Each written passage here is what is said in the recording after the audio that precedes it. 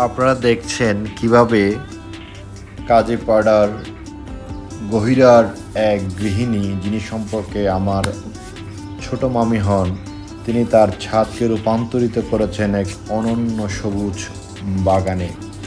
30টিরও বেশি ফল, ফুল ও ওষুধি গাছের এই সংগ্রহ শুধুমাত্র সৌন্দর্য বৃদ্ধি করেনি, বরং সবাইকে শিখিয়েছে কিভাবে সীমিত জায়গায় সম্ভব একটি সুন্দর উদ্যান তৈরি করা।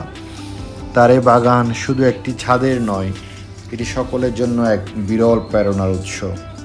দেখে নিন এই অসাধারণ উদ্যোগের গল্প এবং অনুপ্রাণিত হন নতুন কিছু করার জন্য।